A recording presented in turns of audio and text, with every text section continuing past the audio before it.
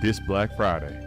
Let's go, baby. Give me Hayes. Hayes never failed, baby. All right, Mike. You get to pick any question. Touchdown for 6 points. Field goal for 3 points. Extra point for 1. And obviously the 2-point conversion for 2. Christmas NFL. We'll start it off. We'll ease it in. We'll dip our toes into it. Mike knocked out the quick, extra easy, extra point. Fizz, your turn to answer, man. What you going to go with on your turn? We're going to go for 3, baby. You know what I'm saying? We're going for Steph Curry range out here. Matter of fact, Brandon Aubrey range. Which category you want? We're going to go Thanksgiving. You know what I'm saying? That's coming up. Let's go Thanksgiving. Turkey Day.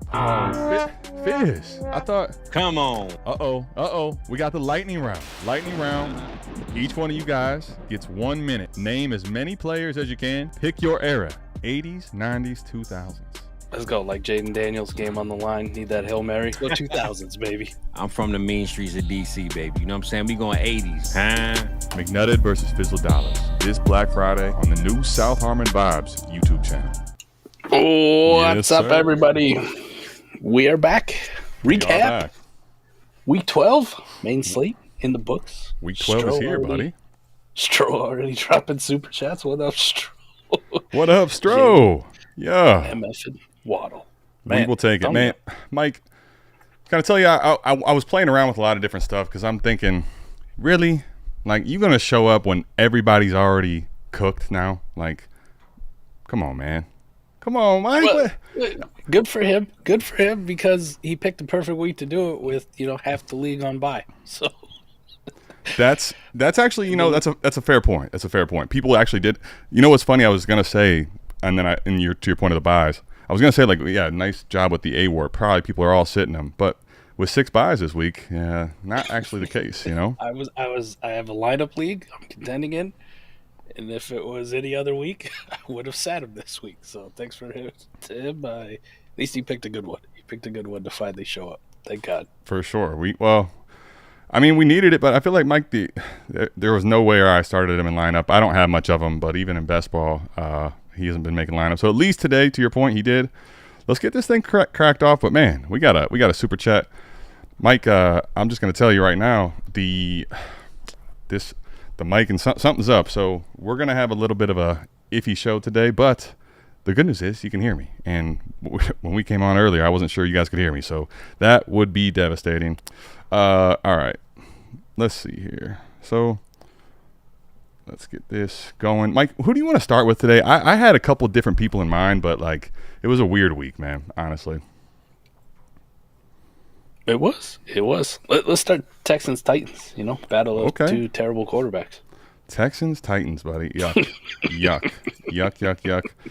All right, let's go ahead. Let's do it. Come on, let's see what we got, See which ones of these will pop and which ones will not. So I can only connect so many things in my computer right now. Is it nuts to say Will Levis outplayed C.J. Stroud today? Not at all. So let's just go ahead and, Mike, since a lot of these holograms I don't think are going to cooperate today, but you know what will? You know what will, right? All the blow-ups that we got rocking, which, Mike, good. Let's just tell you which one we got first here, buddy, right? Will the Thrill, baby. Will the Thrill. Dude.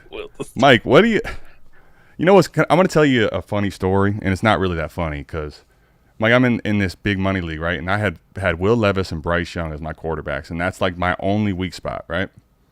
I made 2 trades because people were desperate to win this week, and they're like, all right, better future plays for me. Oh, Mike. What?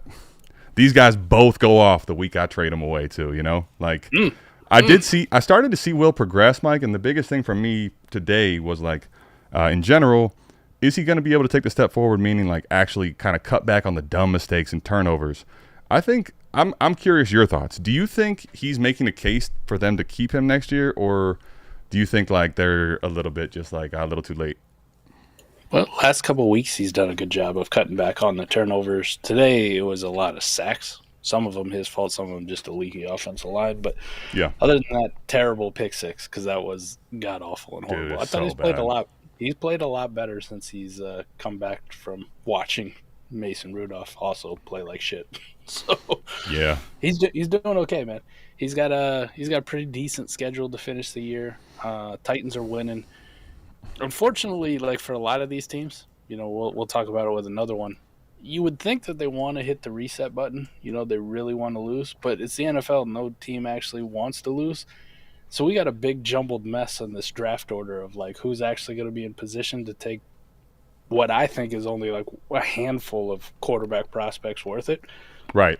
It's kind of feeling like they're going to play their way out of like getting one of those elite guys. So Will Levis, we could see him again in 2025 again. He could get one more year. Yeah, I mean, starting to feel that way. You know what's crazy to your point about this, Maya, is that it's also, like you said, the elite one. I don't even know. Is there an elite one? I mean, there's a couple guys in the class that people want, but some decent ones, right? Yeah. Cam Ward, Shedeur Sanders. I like Cam. I like Shedeur, but I feel like I do feel like they both have questions probably for GMs. Now, I'm not saying they're not going to go high, and they're not. But even then, let's even categorize those as the ones you definitely want, as opposed to arguing which one is how good they are, or whatever. That's 2 quarterbacks, man. Like, I'm not saying people won't reach for somebody, but we've also seen the 22 class where it's like, all right, outside of maybe 1 or 2, we kind of just this isn't the year for QB, which means I think, listen, Will Levis might be if he can kind of keep chugging here, I wouldn't be surprised to see him, Mike, actually play his way into another year of starting, which about 5 weeks ago did not feel that was the case even close, right? No. Nope. And if he keeps, throwing together random wins like this, it's going to make the case all the more easier for him. So for sure. A couple weeks ago, you're right, though. It didn't look good about him getting 2025. But now, at least in Dynasty, you're like, okay, it's not a complete dead asset that I know is going to be gone. So. May your game day be delicious. I love I've been wanting to root for him. It's just been tough, man, because even when he some games he wouldn't even show flash and then would make turnovers. Mike, let me ask you this. If you had Will Levis right now in Superflex on a rebuilder or on a contender, what are you doing? Do you feel strong enough on a contender in best ball to keep rocking with him? And if on your rebuilder, do you still believe you should try to hold on, or are you flipping? Yeah, best ball leagues, I'm still strong enough with him. Why not? Yeah. I'm not going to get any kind of asset that's going to pay off more than him. I mean, we watched people blow 60% of their fab budget this week on Tommy Cutlets, who's fucking terrible, and then watched him do it again for Brandon Allen, who's fucking terrible. Like, I feel better about just keep Will Levis in a decent position there. If I'm on a rebuilder, though, I still think this is one that you kind of want to, if somebody will take him off your hands, get rid of him gladly. Here you go. You don't want to risk the downside of him going to the.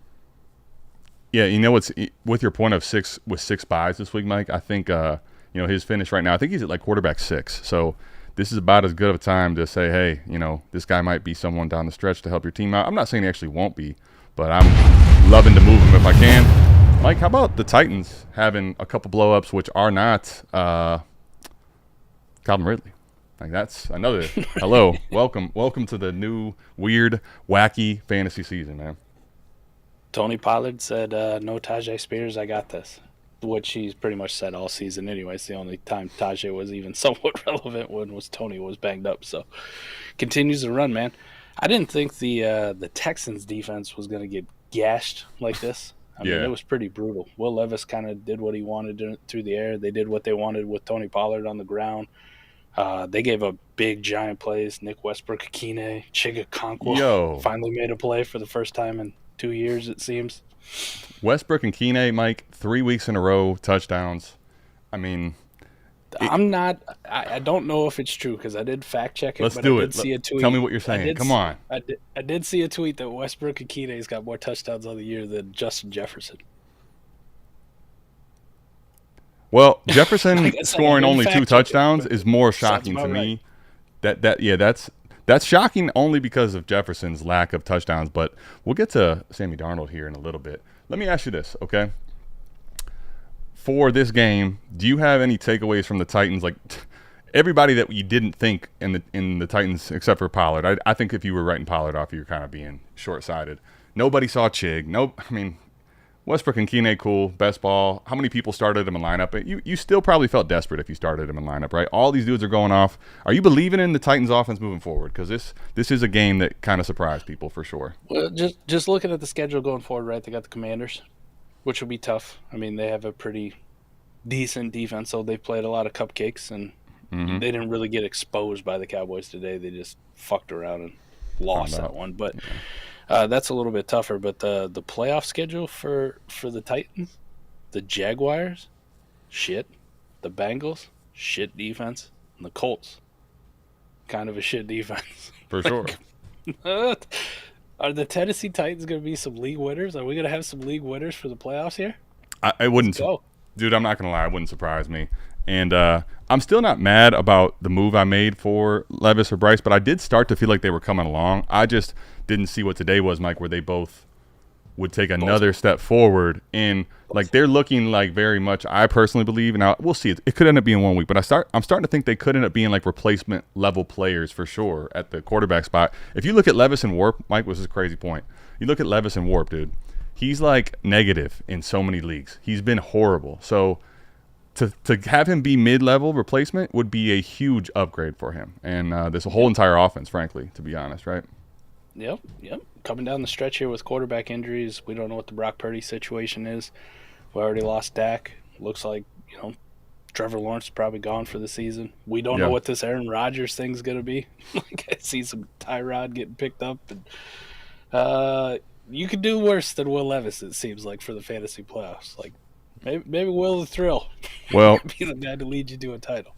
Mike, it was so cheap to get Purdy because he was injured that I went ahead and made the trade and had to roll out Brandon Allen. Let me tell you, we'll get to that game in a minute, but he looks fucking terrible, buddy. Holy crap. Dog shit, man. But Tony Pollard has kind of been a buy all season. For sure. I don't know. Like, you should have been actively acquiring this guy anyways. Not to the level of a Henry or Barkley or Kamara, Mixon. Of course. Josh Jacobs, who we'll talk about today, but he's right up there, man. He's just behind those guys, and he's pretty good when he gets the ball, man. Pretty good. No question. Mike, let me tell you too. Let's see if I can get it to come up. We are down everything but the camera and the mic, which is good because we're gonna talk about Mike. I'm trying to a couple things I want to get to. I'm gonna try to pull them up. Joe Mixon today was like, I mean, I'm not. Listen, I think people were starting to feel like Joe Mixon was a Derrick Henry or the best running back in the game. I'm not worried. It was probably a letdown for him, Yeah, a letdown, but one that you could probably see coming a little bit. Sure. In reality, you shouldn't have expected too much out of him. I say it again, man. I'm so impressed with those two interior defensive tackles for the Tennessee Titans. I don't know about the rest of their defense.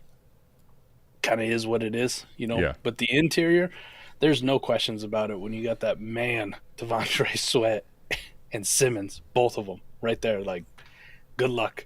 Good luck to anybody. I don't care if it's the fucking Eagles. The Eagles got to play the Titans. Saquon Barkley and that offensive line would have a tough time running against the Titans. Fucking Detroit Lions would have a tough time running against that offense, or that defense. So, yeah, those guys are there's some big boys, some big athletic freaks on the interior, and it's going to make it tough, man. It kind of reminds me of the Minnesota back in the day with the Williams, Wall, Pat, Kevin. I like that combination. Yeah, they're both pretty good. Look at Mixon going up here, man. This was actually Mike an error, and I don't know if you remember having this up, but I was like, I know I have this file still. This is what today felt like. The crazy part though, it wasn't that bad. To your point, Mike, you know why? Still like running back 14. I mean, it was just he only gave you 9 points. People are expecting him to be the hammer that's winning you a week. That was not the case. Let's talk about, man, if I can get him up, Mike. Nico Collins today, huh? Hey, the lone bright spot on the Texas offense in reality. Right? Dude, 100%. 100%. Welcome back. But the worst part is, like, we can definitely trust Nico. And I've made my public apologies to him, and he deserves to be in that elite conversation. Mm-hmm. Now, depending on where you want to have him, you can put him wherever. But you would have thought that with Nico back, now a full week removed, got his playing feet under him, and the way he performed today, C.J. Stroud would have had a bigger game. You would have, but would have done something. And Mike, today would have been the day because Jaylen Waddle was wide receiver 1 on the week without doing anything basically all year. So it's like, hey, let's have everybody that hasn't been giving us huge weeks go off. Yeah, I'm gonna ask you this: Puka or Nico? Fizz had me on, and we talked about that, and I said Puka at the time. And today as a game doesn't change that for me. But I will say, like, I don't feel great about picking either. I like them both. I think Nico right now has solidified himself inside the top 8 easy for me. Where do you think you have him in Dynasty right now? I think I'd take Nico over Puka just because he's more sexy. There's more sex appeal around him. Puka's more kind of in that Cooper Kupp old school You kind know, of. you know what's funny? You know, You what know I what's funny? I took Puka because of what you're saying, and the fact that Nico was that until he got a contract and had a quarterback. But you're not wrong. Like Nico already now has kind of, because of those things and checking those boxes, he's got himself there. So I think that's a good point. And if you wanted to go with Nico, how could you go wrong? Right now, Nico to me, Mike, if you didn't have one of the big 3 or 4 receivers, whatever you call them, I don't even care if I got Nico. Like I feel like I have every bit of a upside swing as I would with Jefferson. To your point, has less touchdowns than Westbrook and Keenan. So how's that? Yeah. I'm with you, man. Nico though, talk about sex appeal. Probably the size, the speed, always getting deep, putting up fantasy points. I don't think Puka's bad at all. So you're not making a wrong choice either way. I just my opinion is I think the guy that I think most of my league definitely wants. There's not a person in there who's like, nah, I ain't interested in Nico. Nah, for sure. I mean, what? All right. Last thing on this game was there. I guess in general, what I want to talk about was Cade Silver has a touchdown earlier. Obviously, not gonna have a hologram for him. Are you like completely out as I am on the Schultz thing at this point? With a healthy Nico Collins, yeah. I mean, he should have been doing more for this whole time. He still hasn't. He's just kind of whatever. You know what? Whatever. He really is. And I feel like, remember we were giving Tank Dell some shit like, hey, you got to get going. And he did. He's not been anywhere near what you hope for, right? But he at least showed some promise when there was no Nico and there was no Diggs. No one really said the same for Schultz, and he just has not been there all year. He's not even really been a floor guy. It's gross. Tank Dell or Joe Mixon cost Nico another touchdown, too, on that illegal motion when they both decided that they wanted to go in motion at the same time. We got to stop putting Tank Dell in motion when we know we're going to draw up a fantasy guy a touchdown. Like, if you know we're drawing up a play for these big guys, leave that guy. Don't make him go in motion. Anybody else, please. It's infuriating, actually. Infuriating. Yep. All right, Mike, what do you think of A-Rich today? Hey, his play was better. Fantasy production-wise, you're still going to be like, oh, no. And then they got pretty much fucking boat raced by Detroit. They got gaped. The first 2 drives. After that, it was not good. I mean, Anthony Richardson, he's going to finish behind Jameis in the snow globe game, just ahead of Geno Smith, who also played like shit. So the only saving grace for Anthony Richardson was the running game, 61 yards on the ground. Yeah. And I thought there for a second, Adam, you were going to be able to put the blow up. I looked like he was going to break off a long one. He was so close to it. Dude, you know what? You read my mind because I was going to be like, all right, we got to get a little something extra custom. You know what's crazy though, Mike? He didn't do it, to your point. And I know right now, everyone last week that was saying sell and told you so, all that. The thing that's crazy is I think what you just highlighted to me, I was hoping would actually come to fruition. But A-Rich, when he's playing shitty and the Colts aren't doing that well, one play away. Or even just like from his floor is halfway decent, and then he could have a huge play. I do think I understand the reservations. I think what's really concerning for me is mostly this is where I think about OCs and coaches, Mike, where Steichen I think has not – I'm not going to blame him, okay? But I also don't think with all the stuff he's trying to manage as a coach, he handled this situation all that well, and I think you're starting to see they're not on the same page, and I'm not going to act like he's just everything that Jalen Hurts is, and he couldn't be a worse player than Jalen Hurts, okay? But I feel like there's a yin and yang with these two that's not there at all. It's the opposite of that. Right. They're still not in sync. His play calling, too, still isn't on point. I mean, it's bad. How's Jonathan Taylor only get 11 touches, man? But you know what? You know what's crazy is that there are some coaches that are really great coordinators, but being the head coach requires so much more, and sometimes it's better for like really good OCs to just be that. Look at we'll get to J-Day here in a minute, right? Like, right. Hey, Michael Pittman finally got going. Went in and out of the game. I know. Got banged up. Came back in. 7 targets, 6 catches, 96 yards. Josh Downs is injured, so we don't really know what the status with that one's going to be moving forward. And A-Rich did miss Antoine on a big one. Like he was just off. But it's kind of the story of the A-Rich one. Like, he hits those, and he makes some wild throws sometimes. And then the consistency is like, oh, you could have had Antoine. Antoine could have been another best ball darling. He was close again. Mike, when I made this Antoine, it was kind of like, I got to make this, kind of playing around. He's been about one of the surprising, just keeps coming up every week. Let me ask you, what are your thoughts on Pittman, man? I'm so cooled on him. It's like, I used to be, I told you so every time he'd go off. Now it's like, I want to root for him, but I've kind of liquidated anywhere I could. It's also hard to do so now. What's your take on him in Dynasty? If you have him, like I have 3 shares I think left. I kind of just feel like you have to hope he plays like this in those leagues. But what do you think? Still take lock for me. I'm still buying in. Like I'm still riding with. You double dipping? Okay, all right. I'm double dipping, man. I'm doubling down on Michael Pittman. This is like, if he starts to get a little bit more healthy, and this is a sign of things to come. This is what I was thinking was going to be the whole thing throughout the season. But that back injury has done a number on him. Rich rightfully hadn't played very well, and when Joe Flacco was in there, it was eyes only for Josh Downs, it seemed. So, hey, if this is a sign of things to come with Michael Pittman, I'm feeling a lot better than I was, 2 weeks ago. Let's just say that. But I'll double down on Michael Pittman. I'll buy him at his current cost. That's I fair. still think he's really, really talented receiver. No. I mean, listen, I don't necessarily knock the talent. I just feel like his market's really cool, and he's also not playing that well. These are 2 guys that, Mike, I was hoping all year, right? You see the fire holograms? They just haven't been there either. Like, No. What's your concern with JT, or do you have any?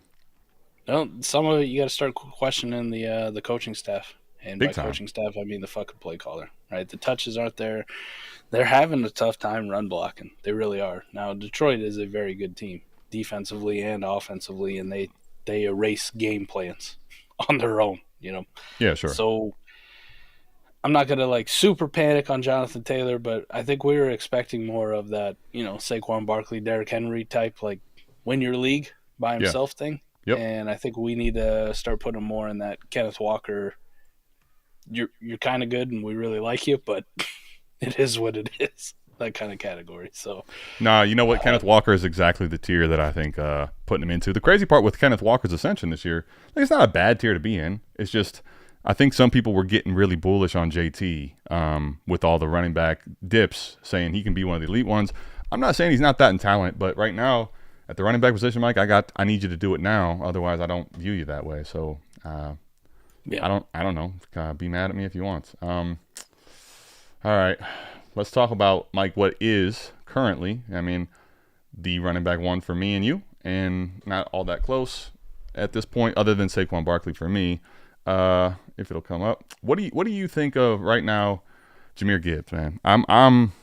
truth. I'm loving this because last year, Mike, we had this debate where is Gibbs going to be okay, and I was worried about Campbell and him, right? Well, let me just tell you. At this point, Mike, I don't really feel that way any longer. And it's funny because this year, everyone else was starting to feel that way at the beginning of the year. Remember, it was like, oh no, is he gonna be just behind Monty all year? These 2 we've already discussed recently, but early on, Monty had a ton of success. Gibbs just hadn't had touchdowns. We're starting to see all the upside of Gibbs come to fruition. He's fun to watch, and I think he's the most dangerous player at the running back position outside of maybe Saquon Barkley, honestly, right now.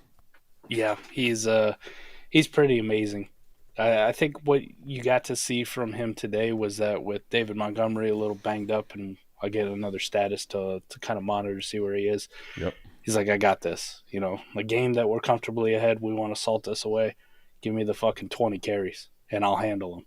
He can do it inside. He can do it outside. He's a threat to score from anywhere on the field at any time. We already know that he's great at catching the ball. He's got ridiculous acceleration and burst. This is, the best way to describe him for me is watching him play is like very young Alvin Kamara, but with draft capital. And I think his long speed might even be a little bit better, to be completely honest. But that acceleration, that contact balance, that just know where the hole is, see the cutback, the ability to catch the ball out of the backfield, he is fucking special. He is special. So if Monty is kind of banged up and scaled back, which we saw this kind of last year too, didn't we? Yeah. That it was a real timeshare. Monty was in and out there, but then when Monty was back, it was like, oh, that's the back that you want. And then towards the end of the season, it became the Jahmyr Gibbs show. Maybe we're heading right back to that again. And if you get back to another year with him under this offense, with the way they're playing, That's a fucking scary thing for fantasy football. It's a scary thing for fantasy football. You're going to look up at your matchup, and if you're playing Jahmyr Gibbs against Jahmyr Gibbs, you'll be shitting your fucking pants because you think a 30-burger dropped on your head at any moment. No, dude, you just took kind of the words out of my mouth as far as Mike. For me, right now, if I have Gibbs and we're going into the playoffs, you're gonna have to pry him out of my cold dead hands, man. Like there is no fucking chance I'm moving this guy right now. I think there's a case to be made when we look back if he can stay healthy. I mean, no reason he shouldn't be able to, but man, he could end up being one of the best league winners, even though he cost an arm and a leg. He's that different. Amon-Ra, not anything crazy today, especially coming off of the 40-burger last week, right? But Mike, if you told me his bad game is going to give you 12.5 fantasy points, I'm still not mad. I'd like to have more, but I'm not mad. Probably the only Lions pass catcher that you can start every single week with any kind of consistency. For sure. We've seen J-Mo be up and down. We've seen Sam Laporta disappear for big stretches. A lot of this, too, is just they end up blowing teams out. Their running game is so good, they don't have to rely on the pass. And to be completely frank with it, Jared Purdy back there is an up-and-down quarterback, right? He really is. Jared Purdy is crazy, but I love that. Jared Purdy plays well, when he don't expect him to, right? Sure. And then when you do have to rely on him, he throws fucking 5 interceptions. Or like today, when they really, sometimes they were like, man, it always felt like they were about ready to just put this fucking game away. Takes a sack. Misses the throw. Scrambles out of the pocket, chucks it out of bounds. He's just he's not that fucking game-breaking quarterback. He's good for what they do. He's good for that system. But Jared Goff is the ultimate fucking system quarterback if there ever was one. Good for the Lions. NFL success is fine. For fantasy purposes, though, you always want more. You always want more, one, out of him, but you also want more for his pass catchers. So Amon-Ra's kind of going to be like this, where it's like, 12 points. I wanted more. But you will have those games when Jared Purdy decides to show up and ball out. He'll drop a 40-burger on you. But I will say, is what it is. I don't know if this becomes and stays a thing. I hope it does. That'd be pretty awesome.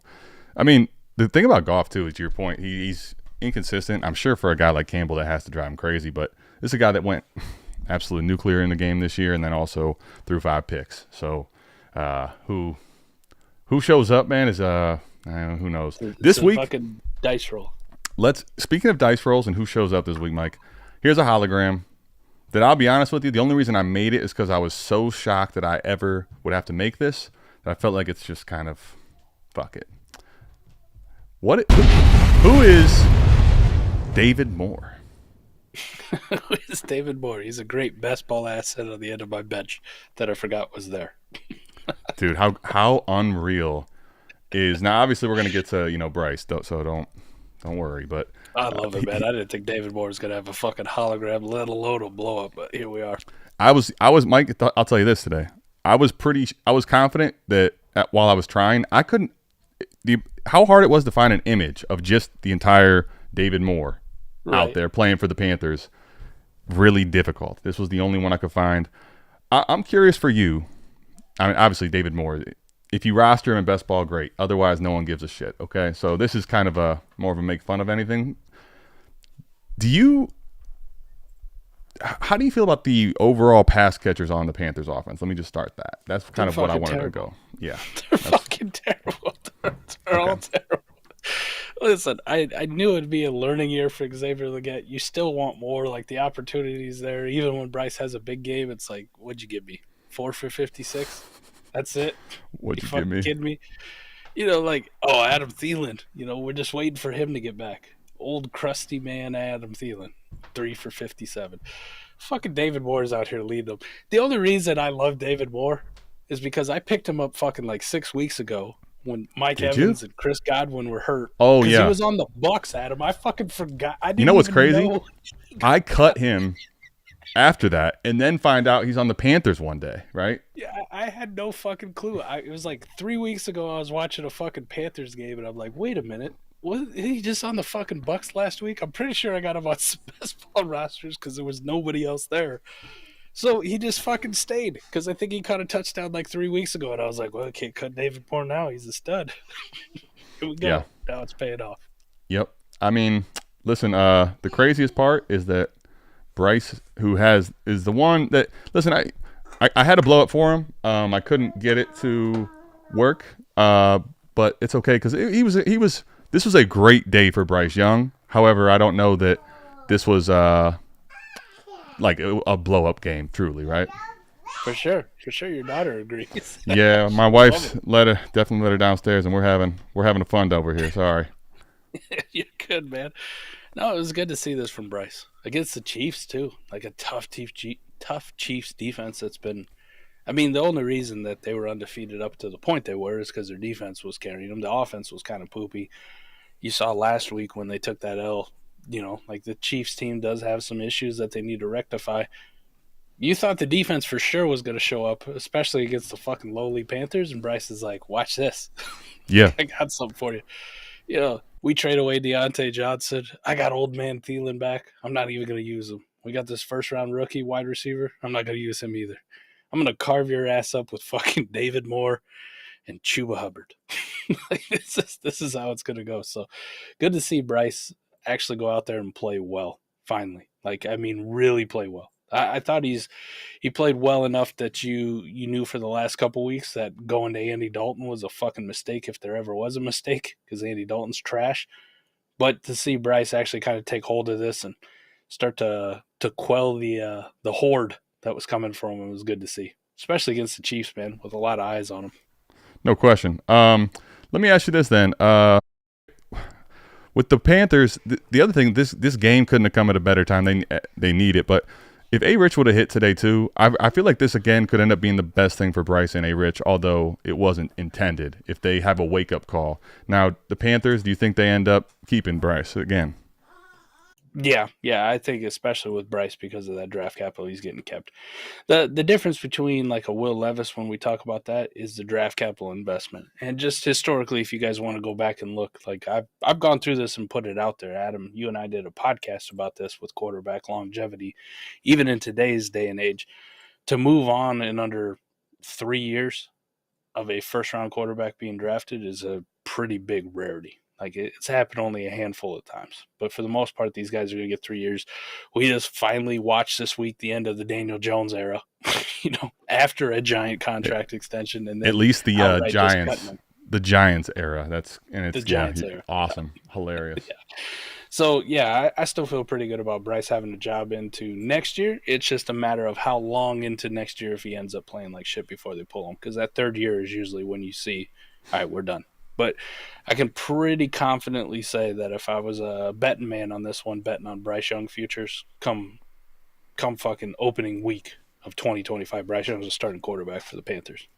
Yeah, I'm with you. I think the other thing too is it would be, I mean, listen, they got a kind of brash guy in charge there, but this class to me, Mike, also doesn't have, it'd be different if you told me there's a couple guys in this class that you say for sure, like you would be stupid to pass on, given the level of investment you have. I think it'd be crazy to do that right now. We'll see where they end up and what happens, but I think Bryce will end up being, to your point. And I'll owe you an apology, buddy. I was worried that they were never going to go back to him, not because Andy Dalton's good, just because that was a shocking thing that they did. And I did buy a couple places for like 2/3, and I wish I would have done more because you said to do that early. So I'll give you some kudos.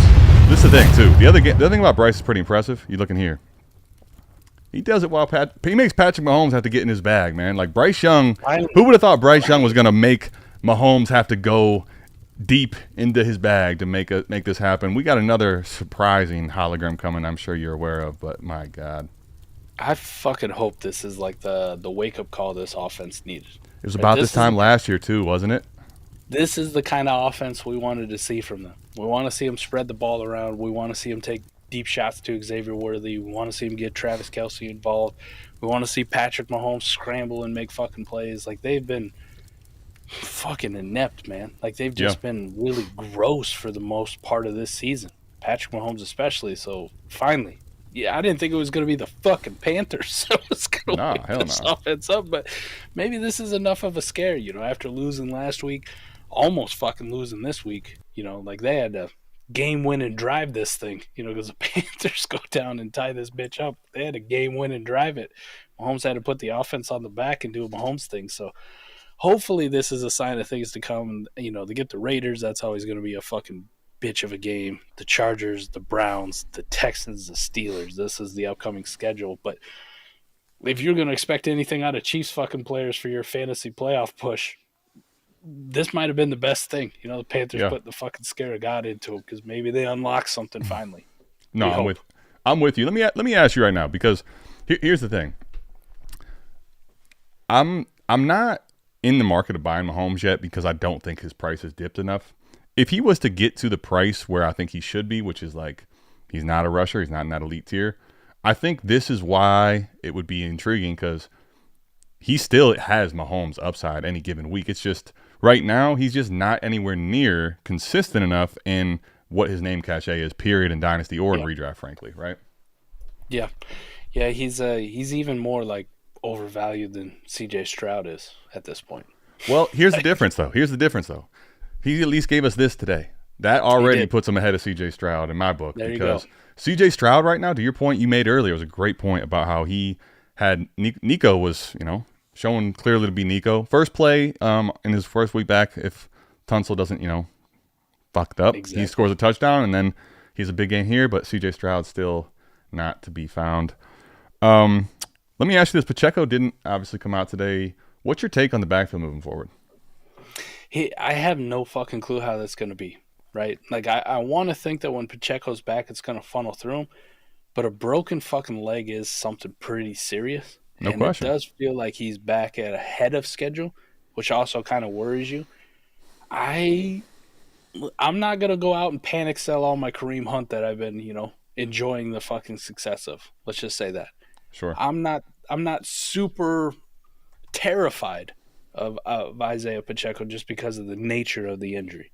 Now, is it going to shock me, though, if he's some fucking psychopath, the way he runs, and he was a psychopath in rehab and his bones just, like he's like Wolverine, his shit just heals faster than everybody, and he comes back and Kareem Hunt's all of a sudden just dead. Like Kareem Hunt takes over the Samaje Perine role and they end up cutting Samaje because he's fucking terrible. No, I won't be shocked, but I'm not going to go out and panic sell Kareem Hunt because he still does shit like this, man. He's just old, solid, and he's crusty as fuck, but goddamn. Once he's going to get you 6 to 8 points every single week on the low. Sometimes he might even approach 20. He gets in the end zone, falls in there a couple times. So 100%. Kareem Hunt's that dude. He's still that dude. He still got it. I'm really glad, Mike, that over time when we do this like roster construction, right? There are some teams, Mike. It felt so gross to have Kareem Hunt when we went into the season, but I'm like, it's probably the right process play. In my mind, I'm thinking, hopefully this isn't Dalvin Cook or fucking something like that, right? Right. It's just, but Mike, he was a guy that basically was on waivers I got for free, and now at this point, what you're talking about, I don't really try to use sunk cost fallacy, right? But at the same point, he also doesn't have a market really that I can go ship him because Pacheco's on the horizon. So what are you gonna do? I'm just every week right now. I'm locking him in my lineup if I can because of how good he can be in the offense. When he comes back, I think maybe that week, if you have the other options to wait and see, I'm just not even sure Pacheco right now. Like if you look at Brooks again, I'm not sure that he's going to be ready to go 100% when he gets back. To your point about the leg injury, man. It was a pretty serious one. I think the play for me in Dynasty as a contender is to find some other contender who has him. And if they're panicking about, Pacheco's playing next week, it's Sweep right him back up. to it.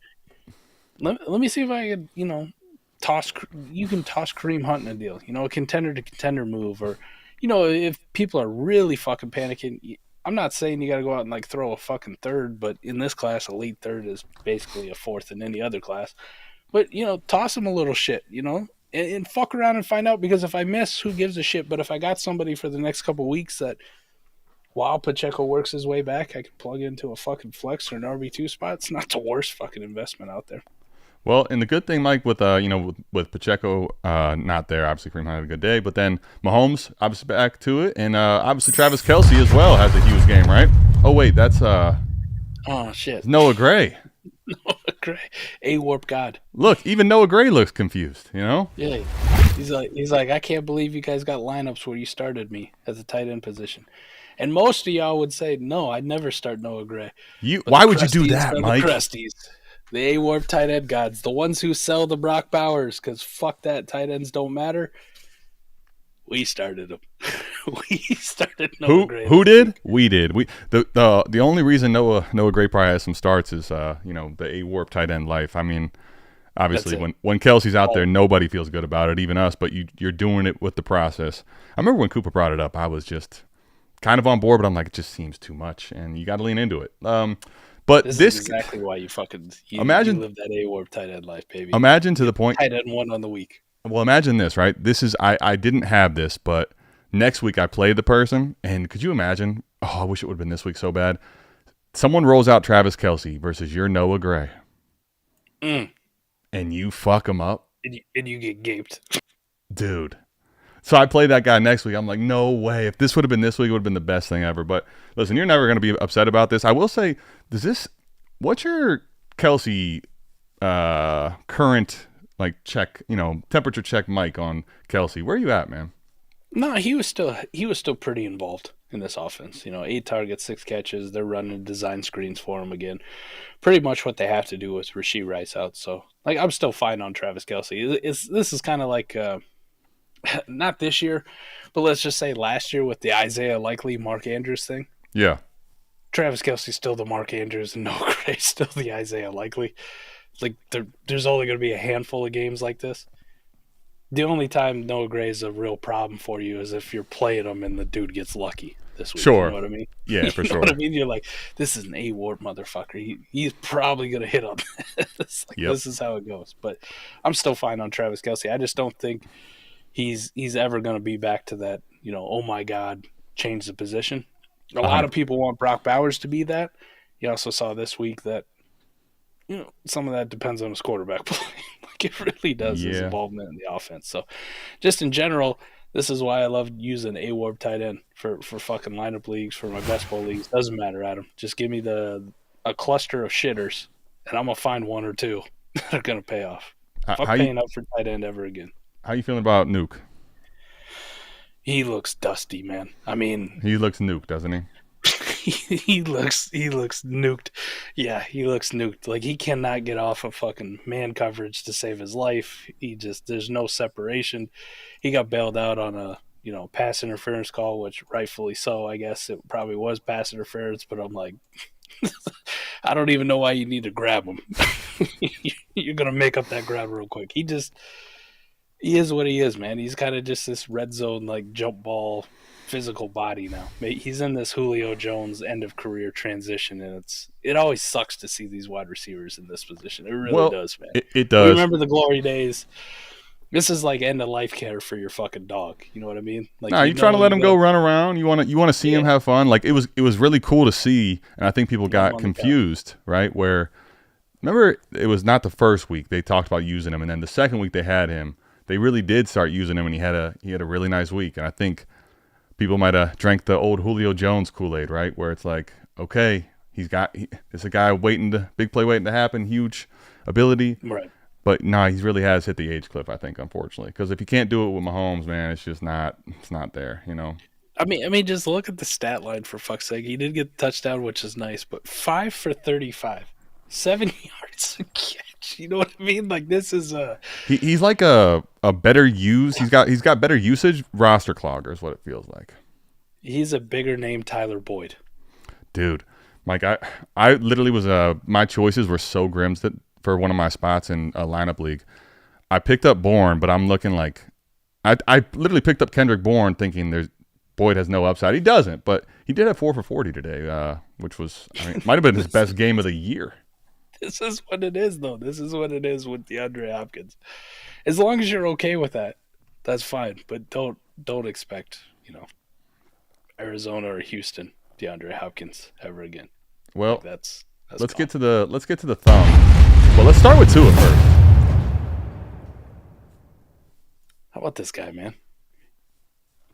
Bruised brain. Don't give a shit. I will say he will end up. I still believe probably just playing until he's no longer allowed. However, I don't care really, man, at this point. He's kind of sunk to a point in Dynasty cost where the liquidation of him for something crazy is gone. So fuck it, man. I'll still ball and ride with him. I hope more days like today happen, but today feels like they have given a bag to Waddle and they had an opportunity to make sure, like, hey, let's get this guy the rock a shit ton, I think he always gets disrespected more than I think is warranted. I get it, the brain. You and I have both been like, it feels like on the Tua train or defending more than ever. And what pisses me off the most is, right, I'll go out on the trade block and I'll make some trades for whatever. I'm trying to make best ball deals.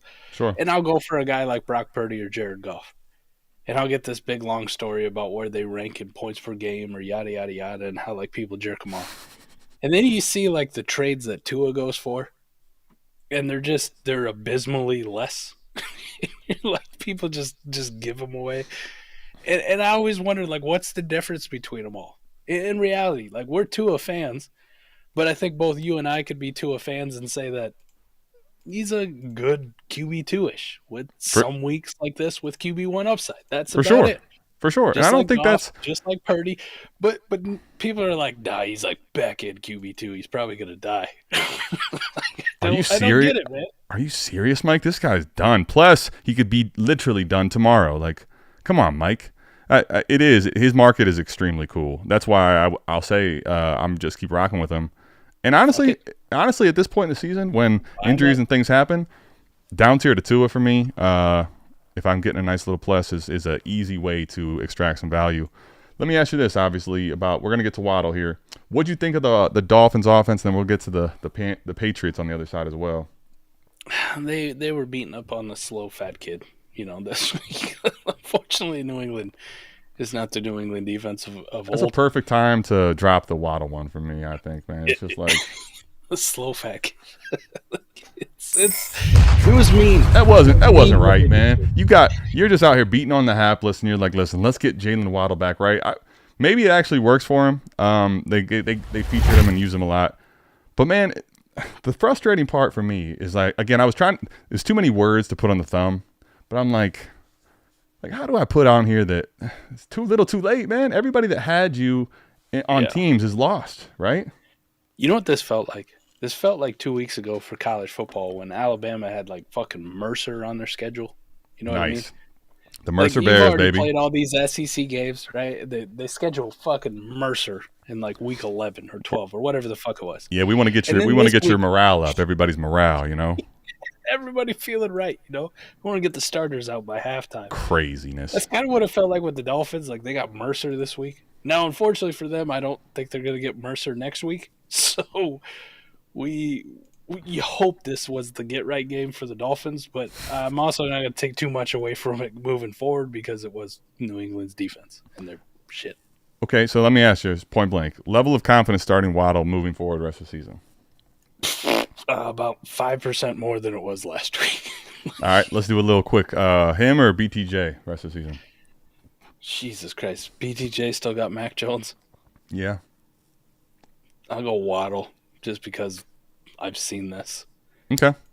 I mean, now that one's a little more gross. Do you put him as a wide receiver 3 for the rest of the season? I think is really the best way to kind of phrase it. Yeah, I'd probably put him as a wide receiver 3, and you hope for wide receiver 2 upside, and you hope for actual upside like this, but sure. I'm not going to bank on it. I'm still not going to bank on it. It was nice. He's got his blow up. He got a thumbnail out of it. Right. He finally helped. But like I said at the top, Adam, it almost didn't help anybody because if it wasn't by Mageddon, motherfucker was going to be on a lot of people's benches while he did this blow up. So yeah, people like if you're in a start 3 wide receiver league like a lot of our Mike, if you have Waddle, there's like you had to roll him out. So he at least probably made a lot of lineups this week. But we'll see what happens moving forward. Let me ask you just in general outside of him though, Tyreek Hill, what's your level of concern or excitement? And we'll get to A-Chain as what's crazy about A-Chain we'll get to is he is a staple of last year. It was like, all right, this is a home run threat and you just hope he gets 10 touches. This is a guy that's a staple of get the rock to this player. I thought he was going to have a ridiculous. I needed it too, and he didn't. He did. He had a great game. I thought he was going to go 50 again, though. To your point, we are disappointed on the back of a 20-point game, because he did it all like right away. the 20 points seemed like it happened in the first quarter, and then just nothing. Now maybe it's because they were beating up on Mercer. They didn't need to, but as far as Tyreek, I don't know. This could be the Michael Pittman take lock. I still believe it's going to come. I still believe there's going to be that week. It hasn't been horrible. It just hasn't been good, right? It just hasn't been good. I still believe there's going to be that week where it's like, fuck. Why did I trade him away? Like, he single-handedly is going to win somebody a week. Well, I'll tell you. I'm going to speak it into existence. It's going to happen in the next 2 weeks. Tyreek's going to have a fucking 30 burger. Okay. Next 2 weeks.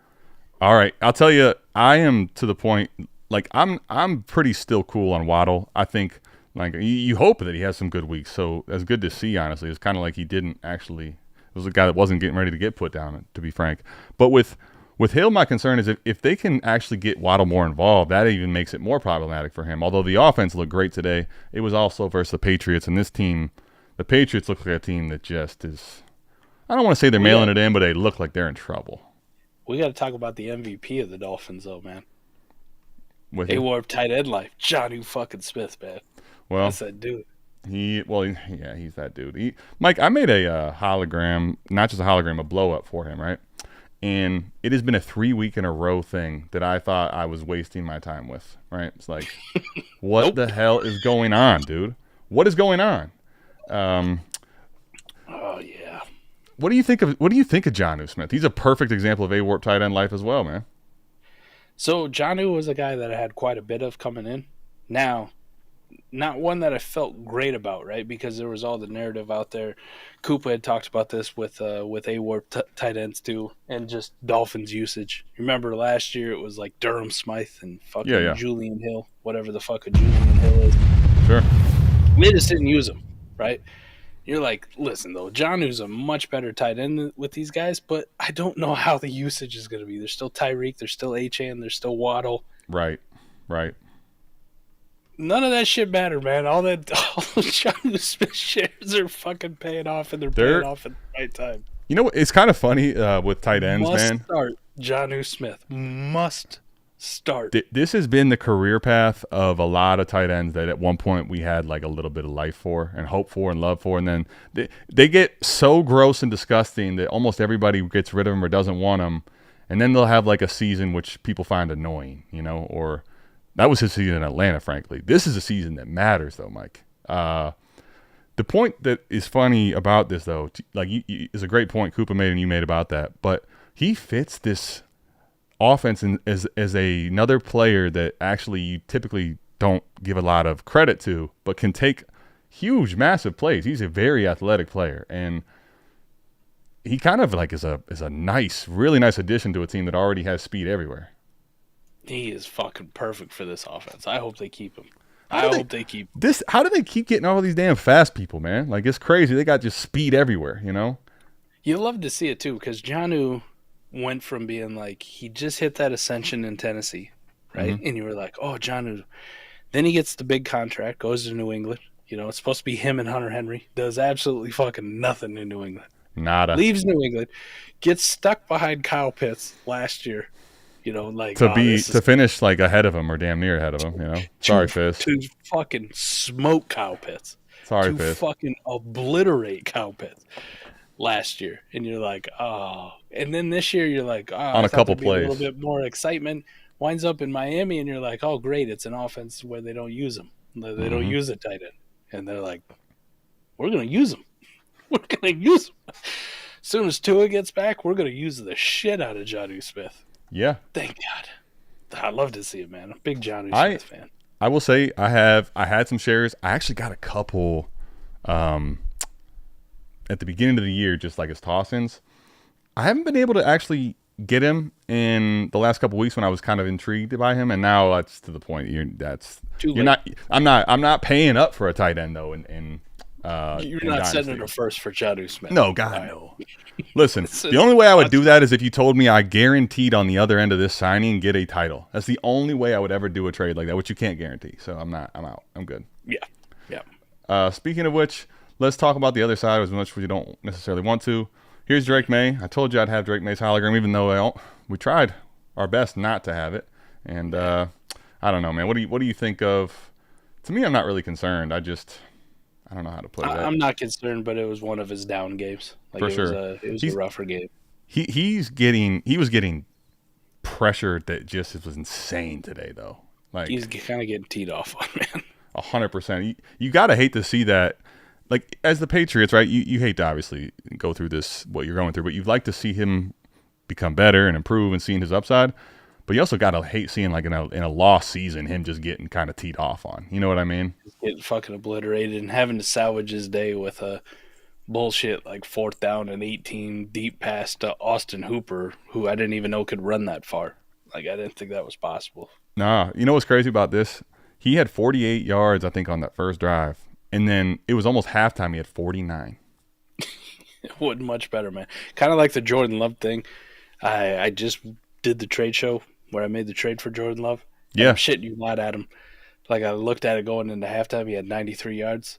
I looked again at the game, and they showed the little ticker at the bottom. And it was almost the end of the third quarter. He had 93 yards. I'm like, are you fucking kidding me? What the fuck? Are you fucking kidding me? Yeah, I'm pretty sure he got beat by both Bryce. The week I go get him, he got beat by both Bryce and Will Levis. Like, come on. Now, I mean, the future for him is bright. I still think this season he could have some good games, but Mike, the floor I think for him when you watch a game like today, pretty scary though. Still, you know. In the current state of the Patriots, yes. That's what I mean. For the season, I'm talking. Yes, correct. Sorry.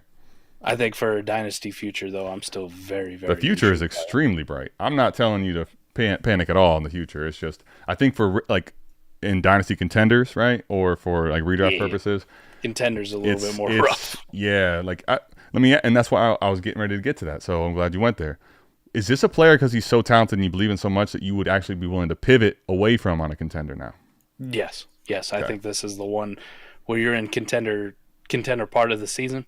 Mm-hmm. This is the type of asset that you take and you down tier. Yep. To a more veteran, stable quarterback. The Baker Mayfields of the world, the Jared Purdy's. The Jared Purdy's. We're back. The Jared I love Purdy's that. of the world, right? But you get a pretty good contender piece coming back to you, and you move off of the dynasty value for more redraft success right now. Yep. All right. So let's see here. This is also the type of asset where if a contender does have him and I'm a rebuilder, I'm getting pretty fucking bully and aggressive about acquiring them. What? Okay, so let me ask you just real quick. Just I know we're already going long, but at this point the game's on, so fuck it. Quickly, or just give me your quick synopsis on if you have him as a contender, what are you looking to get back? And then obviously, kind of I would think go hand in hand. But what would you do on the other side as well? Dude, could you get Tua in like a running back piece? Like a pretty good running back piece? You should be able to. And I think the reason is because if you have Tua on a rebuild, you're fucking scared shitless he gets hit one more time. Yeah. So the thing is, I think that's a great point. Like Tua is one of these guys on a contender. If you need to get extra pieces, like you take the risk on, sure. But like you saw the upside today still is existing. So I'll take him in a down tier 100% here. But to me, you got to give me at least a player that's a early second value or on my contending teams, like someone I'm ready to start weekly or going to really boost my team up. Like we haven't got to the game yet, but Tua and Bucky Irving, and a lot of people say that's pretty light. Well, but for me as a contender, that's the kind of shit that I want to get to. You know what I mean? I want that RB2 that I can plug in with pivot. some upside, and I want that quarterback to be more consistent. Let's talk about Bucky. Bucky blow up happened, man. We remember how many weeks it feels like? I don't know. It feels like all of them. We're like, we want Bucky to happen, but Rashad White and all this stuff. This was a huge day for Bucky Irving, and when we needed it, where, like you said, 6 buys this week, right? Here's the shittiest fucking part that I hate all of this. As far as carries go, dead even still. Oh yeah, I mean, of course. Still. So my biggest fear about Bucky Irving, great fucking game out of him. Everybody who believes in him, I'm happy for you. I really am. My biggest fear moving forward with Bucky Irving is it's still the same shit, where this workload is still split like this. I mean, it was so split that they were giving Sean Tucker goal line carries, and it's pissing me off. God damn it. Why the fuck Sean Tucker. I love Sean Tucker too, but so do I. Of course. I hate fucking three-way fuckfest in the backfield. Yeah, like let's let Sean Tucker be the guy waiting in the wings. Like we saw what he could do if he's given the chance. We'll just let it be that, you know. I mean, here's the thing though, Bucky. You and I were out in the pre-draft process, and obviously we're moved along past that now. I think the thing about him, when you look at, he's talented, and I like how he plays, but I think his body frame is, in general, isn't going to lend him to be probably a bell cow anyway. So I think this is probably what we need to accept, to be honest. I think it's the opposite. I think even if you gave him a fucking workhorse workload, he could fucking handle it. Like, I think he could. The problem is I don't think they're ever going to give it to him. I think it's always going to be like this 50-50 dog shit that just drives me nuts, which caps him as like an RB2. In reality, Adam, if they gave him fucking 60 or 70% of the touches and made Rachaad White just like the third down guy or whatever the fuck they wanted to do, sure, Bucky Irving could be an RB1 in fucking Dynasty. He really could. I guess here. Well, in Dynasty, I think the biggest thing would obviously be do people believe we've seen the running back position where teams will move on from a guy like Bucky as much as he has shown promise? I'm curious this though. To me, I still think today was what I needed to see, Mike, that while I'm with you in the standpoint I would like to see him get more, I have my reservations if he could handle it and if it would be beneficial in the bigger picture for him. But, Mike, here's the thing. We just saw this today with your point. That crazy number with Tucker in there, right? Like, he still, I think, is to your point, I would like to have him in a better role, sure. But I feel like he's a high-end RB2, low-end RB1 upside because of what we saw today. Like, of course, I would like to see more from him, but this is a player that I'm starting to get shockingly bullish on as a contender, man, honestly.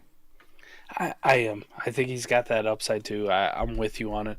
There's also just the part of me that knows that he's probably capped.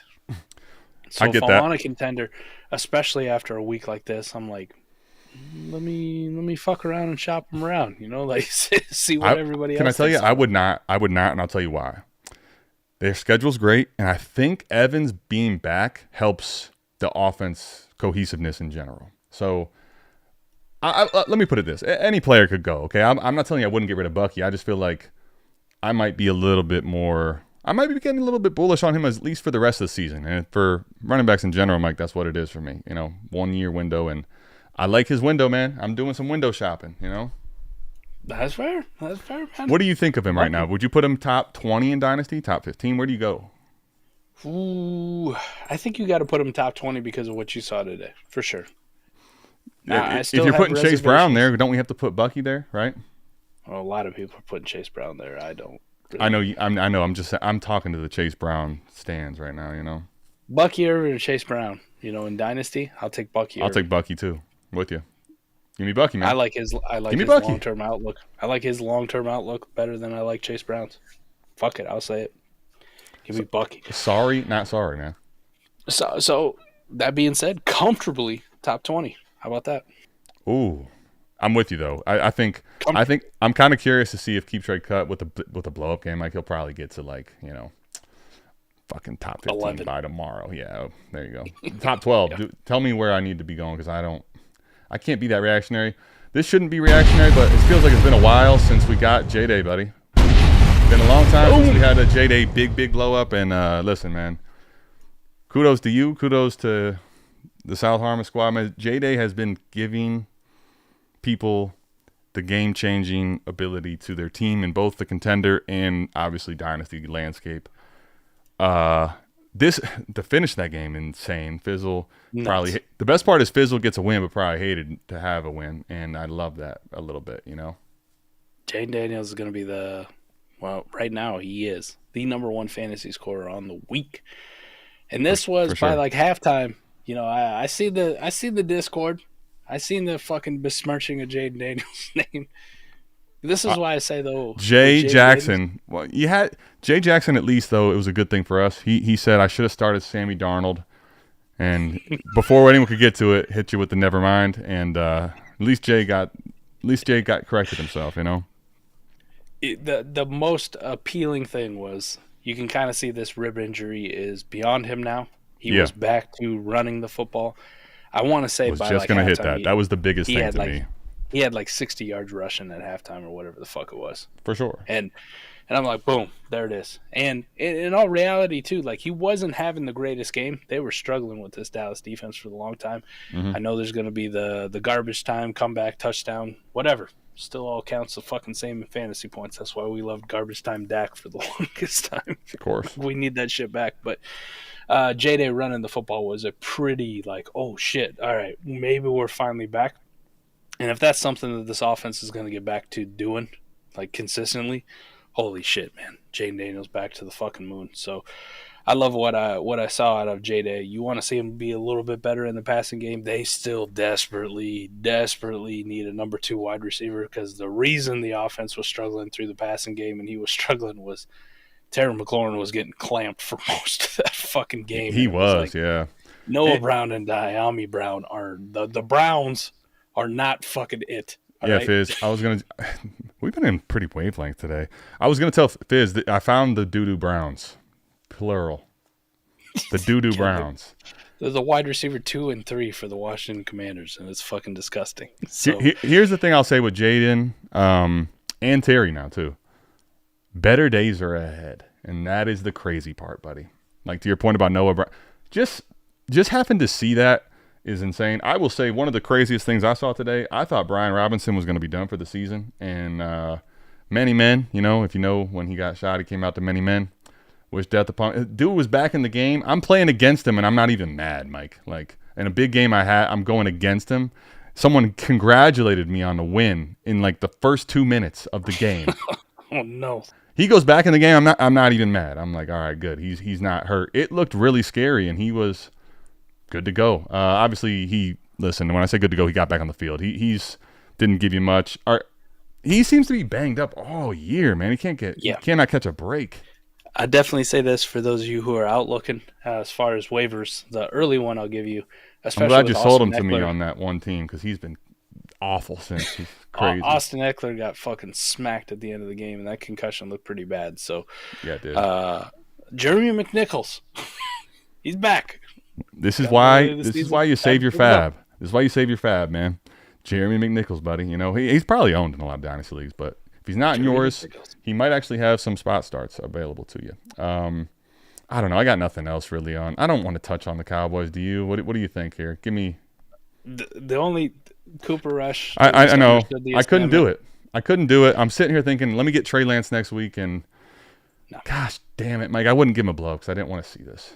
Cooper Rush understood the assignment. Throw the ball to fucking CeeDee Lamb, double-digit times, at least. That's what it. else? What else can you do on this offense? Hand it to Rico? Like that's it. No, no. The Rico 86 yards, man. No, I mean best ball buy for a third. Big time. It's crazy, Mike. I don't remember Money Moves last year. I was talking about buying him just because Pollard was having a huge workload and was worried about that. He's been a stash that I felt like I was just wasting a roster spot on. That's been a really nice player moving forward, right? Here's the one thing I will say. Just the way the Dallas offense is built and structured. Mm-hmm. For all those people out there who are like, man, Jake Ferguson. Let's just say this. If Jake Ferguson ever moves on from the Dallas Cowboys, fucking sell him immediately for a bag of peanuts. You see what's happening to Dalton Schultz? It's going to be a lot worse than that, buddy. I'm watching Luke fucking Schoonmaker and Brevin Spanford over the last couple of weeks look competent at Kate the Stover sitting on everyone's taxi squad, It's fucking Dallas tight ends are not talented. It is the system. I don't give a fuck who it is. I mean, Mike's speaking facts today. Damn. I like Mike whether he's speaking facts or he's leaning into it or both. And today you're just hitting people right over the fucking head today, buddy. Just giving them the brutal, honest truth. I mean, yeah, a CD, you already know what time it is with CD. So I will say there was a point where you're wondering if CD going to finish the season and all that and his shoulder. This was a good thing to see, though, regardless of whether they're going to go to Trey or not. If you have him and you're unwilling to sell, because I get that, but you want to see him help contend for you, because you hate to see what's Garrett Wilson or whatever the hell's going on. Trying to think here. I know the game that we need to get to, and let's get to it, buddy. Yuck. What about the Bears, buddy? What about the Bears? Hey, bandwagon bets. is like almost perfect on the year. If you just bet his opposite of the lock of the week, Just go you're a Oppo. rich person. You're a rich person. Really? So Wait, hold on. What was his lock of the week this week? Tell me. lock of the week was Vikings Bears under 39.5 total points. It would be like we need him. You know what? We need to kind of use him better. Like we need to put him in the spots to really emphasize that because the Bears go crazy. If you're a member of the Savage tier on the Patreon, patreon.com/South Harmon, every Thursday night, me and the boys, we get together and watch the Thursday night game. Mm-hmm. And the first thing I ask when Bandwagon Bets hops in the chat is what the lock of the week is. So I can immediately go bet the opposite. And Adam, I hit to the tune. I bet $20 on it, won a nice $39.75 off of that one. That's great. Here's Keenan Allen. Apparently the sound didn't come out because I'd say Keenan Allen's season, if you look at his game log and if you had him, is absolutely the wildest thing ever, though, because he's had like 2 games, right? But they've had like 2 actual really good games, but the rest of it's been so trash. And in Dynasty, you're like, man, this guy's cooked, right? So it just super frustrating. Yeah, best ball Keenan Allen. Holy crap. Best ball Keenan Allen. But on a good note, DJ Moore, lineup board best ball, finally did something. Caleb Williams had himself a fucking game. Finally. Let's go, Caleb. What do you make of DJ Moore? Fucking haters. It was like I've been the DJ Moore stan for the longest. I know you have too. It's like right when I think I'm out, they pull me back in with this game. What do you think of him moving forward too? Look, if the Bears offense continues to do this, and the Vikings are no fucking slouch, but these division games are so weird. I was just gonna hit that too. We've been crazy lockstep. The Browns have beaten the Ravens and the Steelers. They're so fucking weird. That's the way it goes, though. It's just knowing the squads, They're so weird. This was we're not going to run on this defense, so we're going to fucking pass. They didn't really try to run. 13 for 30 for DeAndre Swift. Jesus Christ. And they gave it to Roshan. Roshan had 2 yards and a TD, It's fucking horseshit. Dude, I'll tell you this. The Bears' backfield for the rest of the season, I think, outside of if this groin or something happens to Swift and gets worse, is getting really bad and gross, frankly. Right? It's getting disgusting. But Caleb Williams made some progressions today, which I really love to see. Sure. He was either getting rid of the ball or taking off and running. We saw that the last couple weeks, minus a couple plays, and I'm sure he looked pretty fucking dejected too when he tried to do that, scramble around, bounce around shit that he was doing at USC, and then took like a negative 15-yard sack. He was like, fuck. And the announcers were like, you can't do that shit. I think he knows it. I think he's starting to clean up some of that stuff.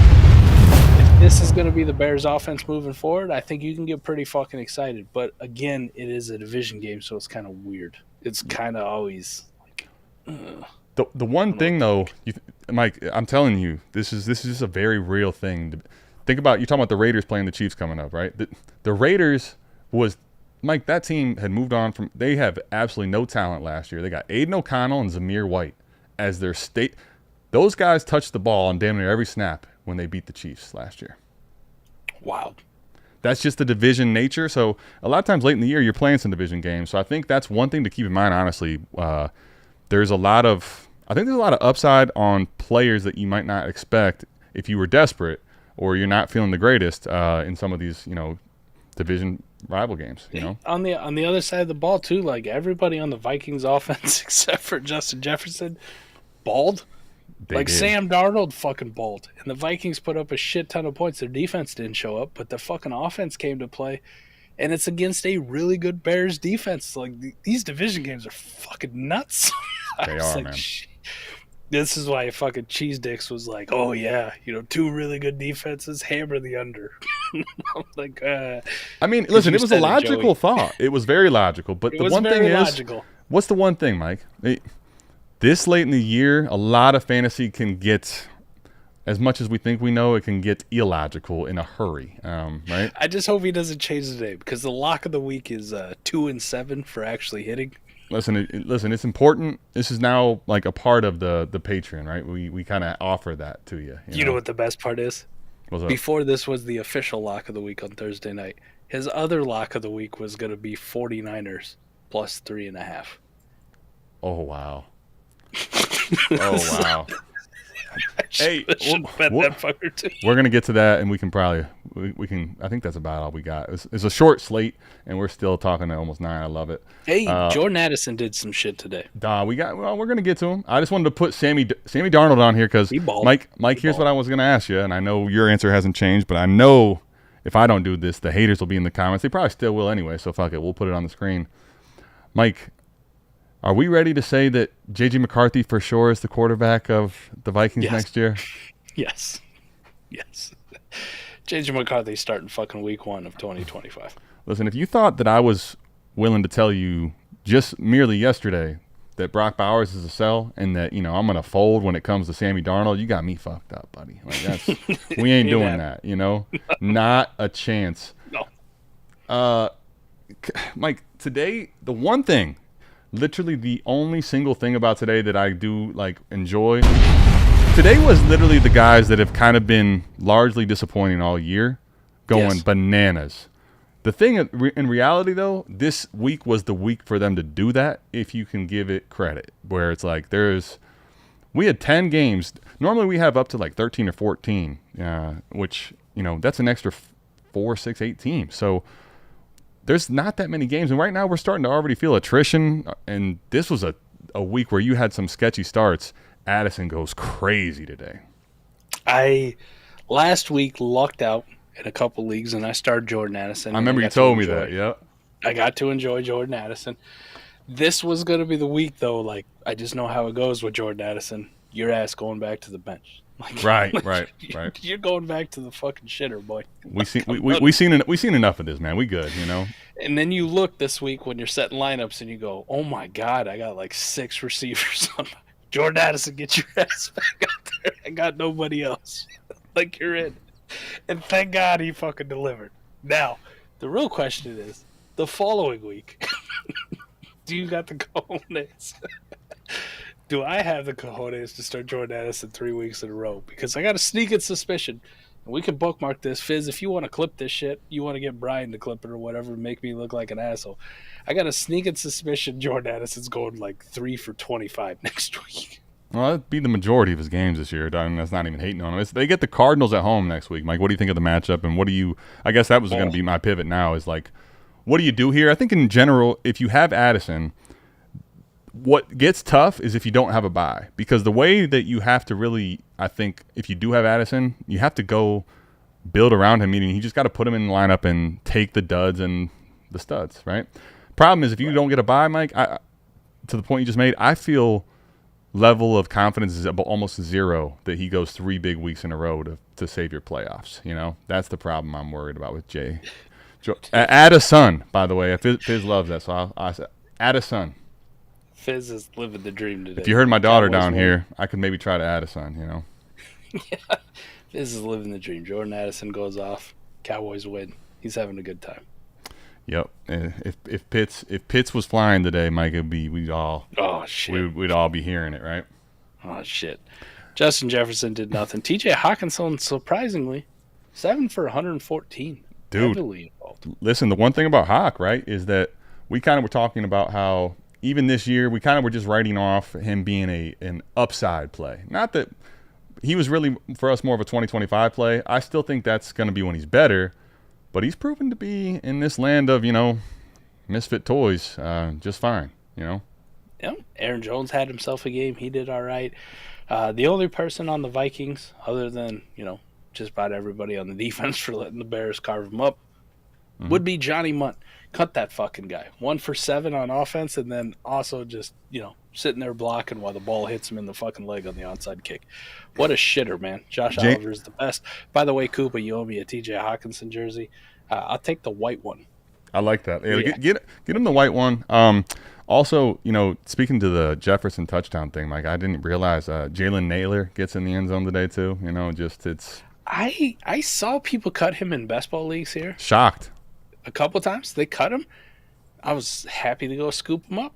Looked like Jalen Naylor's making my last flex this week. Let's go. You nailed her. Nice job. Not Naylor. I nailed her. I don't know. It's just I don't understand. I guess I don't know. I don't understand a lot of things, Mike. Let's just call it that. What it is.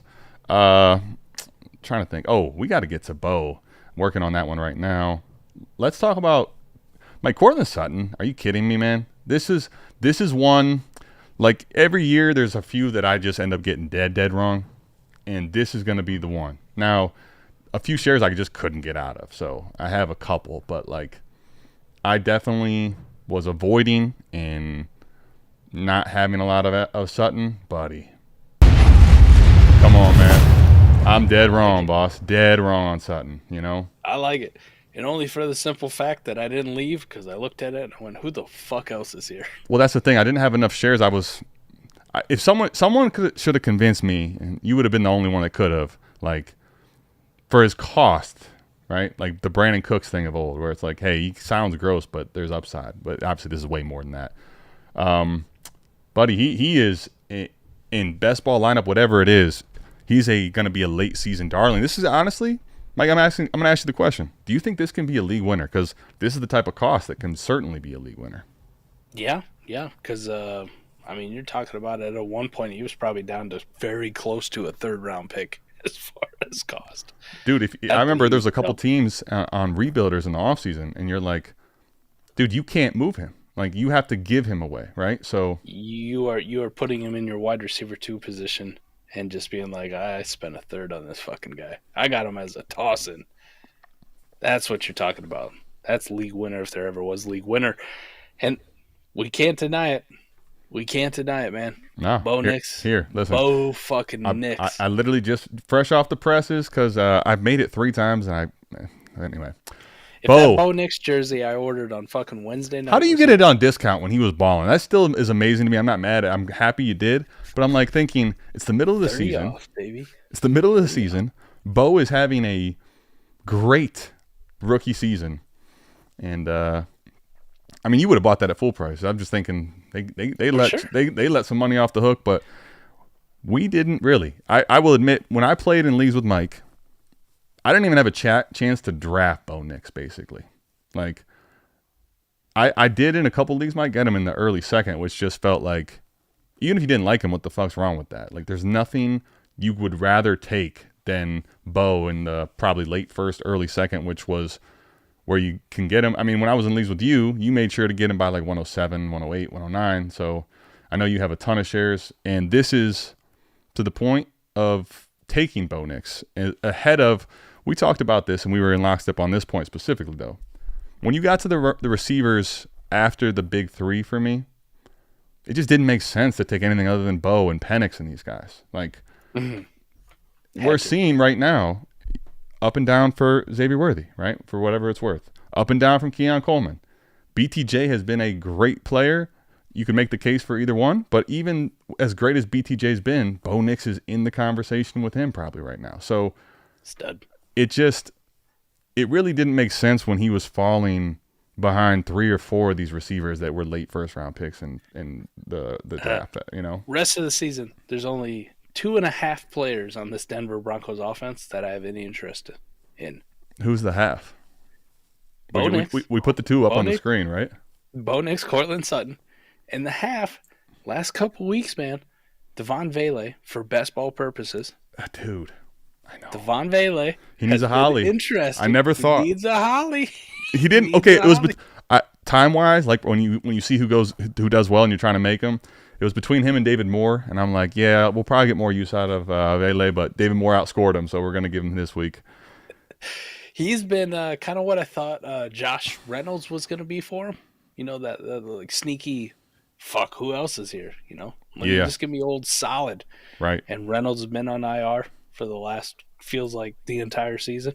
Mm-hmm. Vele, these last couple of weeks, he's starting to come on, man. Devon Vele, for best ball purposes, I'm a little bit interested in adding a little Vele. Well, first and foremost, at this point in best ball, you should be more than a little interested. Like when our leagues, if you're in them, you know. If you're not, we have about 35 total roster spots. You could do 20 times worse than Vele at the end of your bench on contenders. What's interesting to me about the point that you're making here is how good Denver is right now, realistically, for what we could have expected, and how well Bo Nix is honestly playing. And then really all we have is Cortland Sutton and a throw-in every week, which is it's been Bailey, it's been Mims a little bit. Like the rest of it's kind of trash. And the Troy Franklin thing, man, tough scene, right? the running backs. Yeah, I was gonna put Javonte up, and I dude, oh my gosh, Javonte Williams, 8 carries for -2 today. Mike, I'll tell you, my dad's buddy is in a league. He asked my dad threw him to me.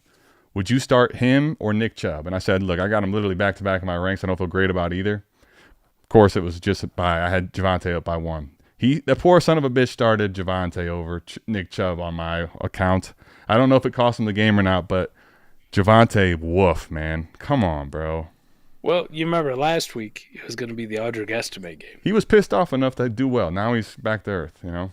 It's going to be the Audric Estimate game, and Javonte balled out. Yep. And then this week, a lot of people probably started Javonte, and neither him or Estimate did anything. There was no fucking. I was trying to think back into the Sean Payton tenure as the New Orleans coach, and like maybe like the Chris Ivory. That was it. Era.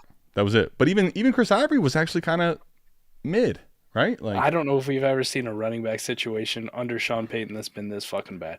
I want none of these fucking guys. None of them. You know what's crazy is Sean Payton has a rap, and deservedly so, but I feel like this season he should be let off the hook because we've been talking about like, oh, Sean Payton's going to do this and do that. No, Sean Payton is this. There's no talent back here, really. You know, it's bad, dude. Javonte, outside of last week, which was a few carries where he looked good, he's looked like a shell of the talent we thought he was.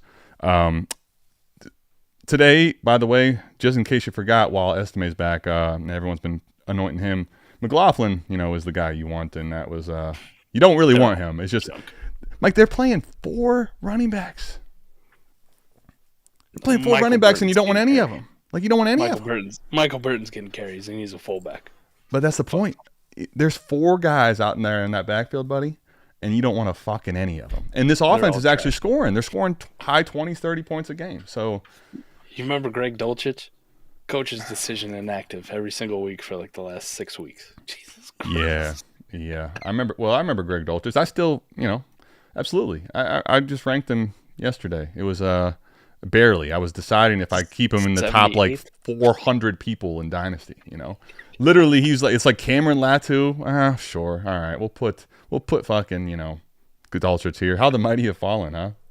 Oh God. Bo Nix, Cortland Sutton, and half of Devon Bailey.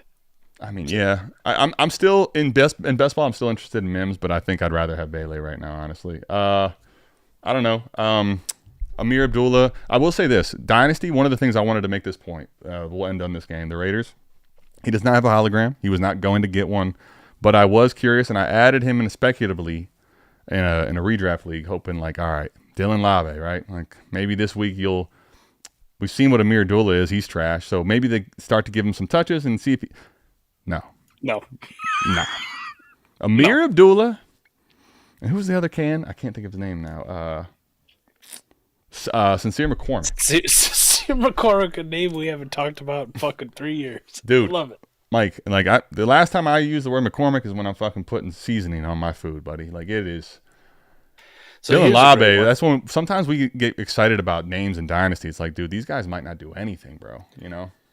This really only applies to you best ball bros, but Gardner Minshew is out for the season, so you can go ahead and drop him. Is that official? Okay. Broken collarbone, done for. I mean, frankly, he was kind of droppable while playing, but now it's official. I did just make a best ball trade where I got Gardner Minshew. It was nice to have him for a week where he probably didn't make my lineup because he was shit, but now I got a free roster spot, so there we go. Yeah. Dude, I don't know. I mean, obviously, this is the one I have here, so we'll just rock with this. And here's the thing, Mike. It's like Brock Bowers is still him. I got no problem with Brock. I'll probably, unless he has the Sam Laporta season next year, never have a problem with Brock outside of the fact that he plays the wrong position. And it's not really any simpler than that. Can't get any simpler than that, right? We'll give him a blow up, even though it wasn't, He didn't do anything. Nah, I mean, to be fair, like, can he have a regular day? I mean, but yeah, he didn't do anything. He did not. Let's just say my trade for him and Jordan Love and Noah Would you rather have Jordan Love and Noah Fant, who, by the way, didn't suit up again today at 425, irritating as hell? Even on a bad Jordan Love game, I'll still take that over having a tight end. Yeah. Doesn't matter. I almost forgot. We can't get out of here quite yet. We don't have a Brandon Allen hologram, but I want to talk about the Niners real quick, too. Okay. What do you think, man? Are you worried about CMC at all? With Brandon fucking Allen? Yeah. Yeah. Are you worried about him even when Purdy comes back, even? I wouldn't say when Purdy comes back. I think it might actually be beneficial here, especially for the playoff run. Listen, kind of like the Tyreek Hill thing. If people are going to panic on him, I think I'm going to buy him up. Because one of the great things is this defense is pretty decent at times. The offense has been putrid at times. I think this team is shitty enough where they're going to be in comeback mode, with Brock Purdy back there, where both Purdy and CMC and probably Juwan Jennings and George Kittle are going to have some pretty big fucking games. I just love the fact that the 49ers are under 500 and struggling and may or may not win this division at the end of the day. It feels good. You know what's funny, man? Little subtle things. So, Shanahan playing the Packers, that's a big game. He's got circled always, right? Oh, yeah. And the way in which they worded is just like such shade. Like, they kind of basically put Purdy out there, it felt like to me, where like we looked at the MRI, there's nothing wrong with him. He just, we were all shocked that he had any pain. And like, come on, man. The way in which he worded it, like obviously you weren't going to throw Purdy out there, but you could tell it was a big week, which he wanted to have Purdy, and it felt like why are you doing that, man? You already committed to this guy. It seemed like a statement that, and sometimes the Niners, they do that where they're just a little bit, I don't know. I don't love that type of stuff from them. And here's the thing: this team obviously is better off with Purdy than Brandon Allen, and I'm curious though, for me, what it is going to look like with Purdy with a shoulder injury though, Mike, because it's not ideal, He already kind of had a noodle arm. Well, yeah, he didn't have the biggest arm in the world. And what if it's, a little bit banged up, not quite right? Could be rough. Yeah, CMC definitely did not have a game. This whole offense was fucking dog shit. I mean, George Kittle salvaged it with the touchdown, but Brandon Allen's a fucking terrible quarterback.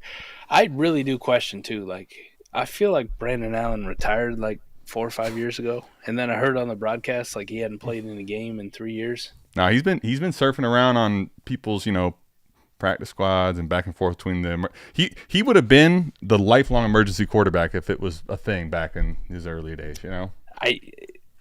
What went into the decision too? He also had a broken finger on his non-throwing hand. Got a big old splint on it. What is Shanahan doing too? I mean, Josh Dobbs doesn't that tell you where Josh Dobbs? Doesn't that tell you what people think about Josh Dobbs? Remember last year, that whole thing? He must be fucking terrible. Well, no, I think this was a late in the week thing, and I think Brandon Allen is a guy. So if you go back to, he's been around long enough. He was in the McVay system. He's kind of comfortable, I think, with what. I think this late in the game, they were just going to ask him to be even a 10x game manager of what Purdy is, as opposed to having Dobbs do that. So. If it was a long-term thing, I think Dobbs probably would be playing next week as opposed to Brandon Allen, because this is fucking – you saw what it was today. The one concern I had, Mike, I thought CMC might be sneaky today, even if the offense sucks, because what is Brandon Allen going to do other than chuck it down to him? He had 11 carries, 31 yards, and then only 3 catches for 37. I'll just say this. I think CMC will be a 5-4 play for the most part, but honestly, I haven't seen the juice yet. It could be fine. He might still have it, and we just haven't had a chance to see it. True. But I'm getting worried on these teams. I've been waiting for them, man. Yep. Not gonna lie, it's got to be frustrating here. Just 2 weeks of who gives a shit. On the other hand, I'm sorry, Josh Jacobs. I ever doubted you. Jesus fucking Christ. Like Mixon and Jacobs. The Mixon and Jacobs takes this year from us was tough scene, huh? Right? I mean. God. 3 fucking touchdowns over 100 yards. Well, the thing was the usage. It was impossible for him not to have a day like this at some point, but he did in a big way put this stamp on today. Like in a week where the running back position wasn't the greatest either. Jordan Love was not very good.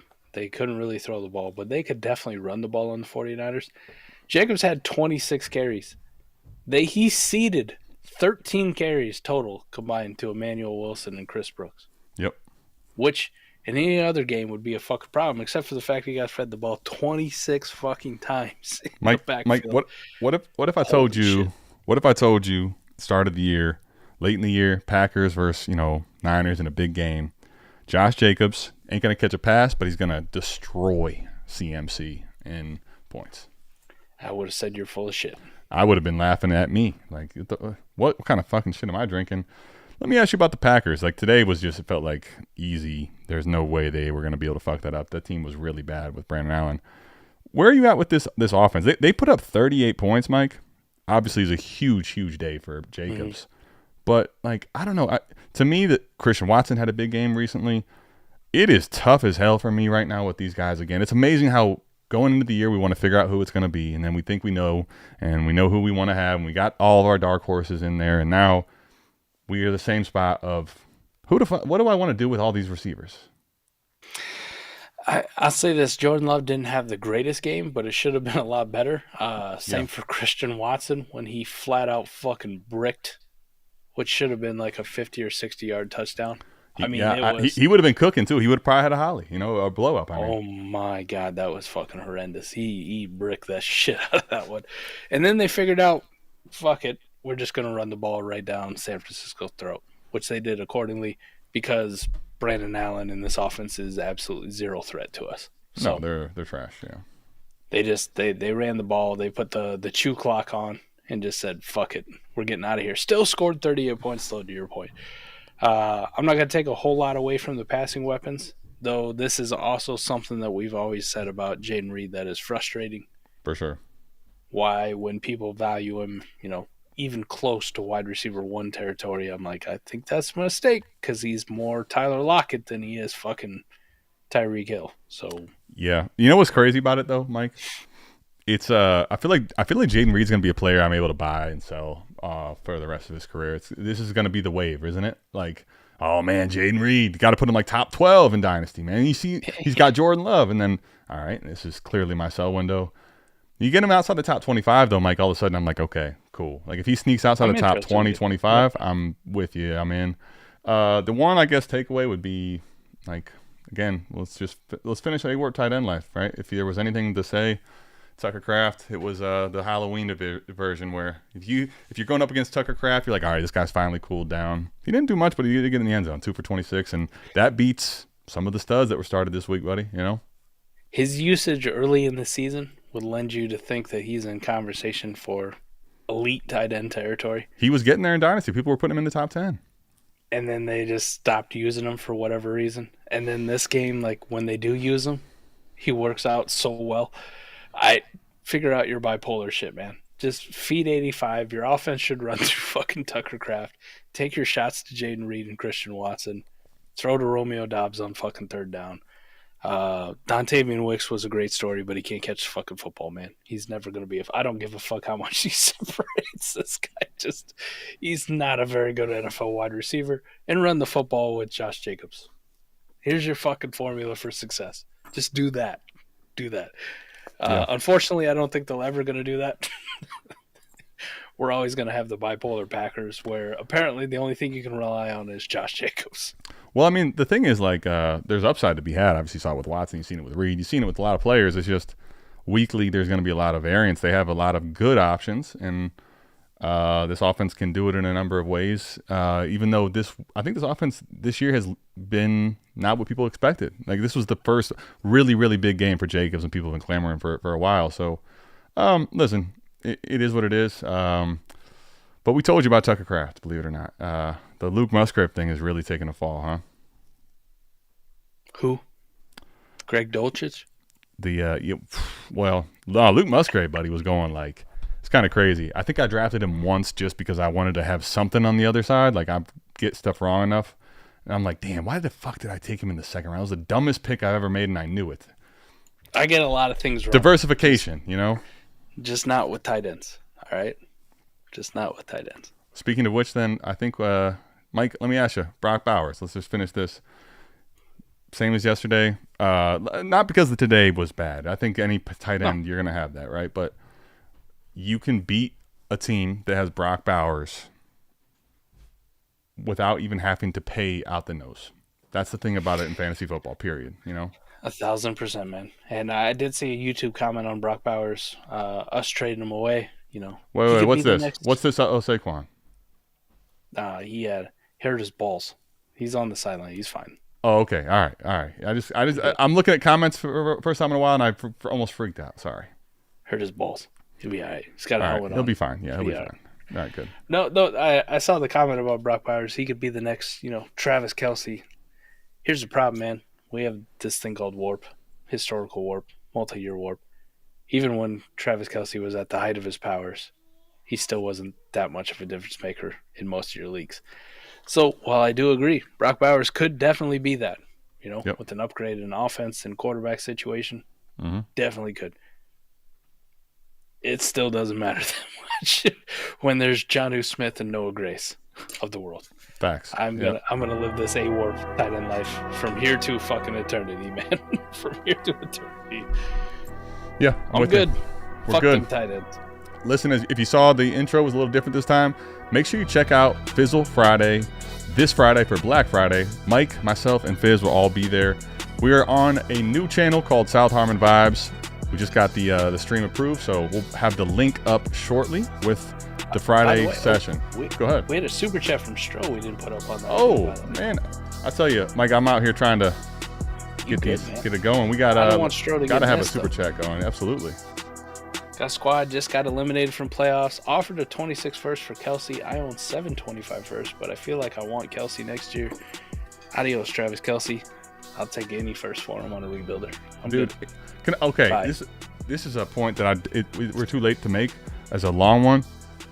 One of the things that's always driven me crazy, Mike, is when you don't have leverage really, and you're trying to play it like you do. And I think that's one of the things that happens a lot in Dynasty that's kind of weird and frustrating to me. Like sometimes I'll be in a deal in a conversation where I'm like, I'm already kind of trying to help you by getting rid of your Kelce on a rebuilder, frankly. And I'm kind of taking a risk really because Noah Gray's got 2 touchdowns. He's not been old Travis Kelce.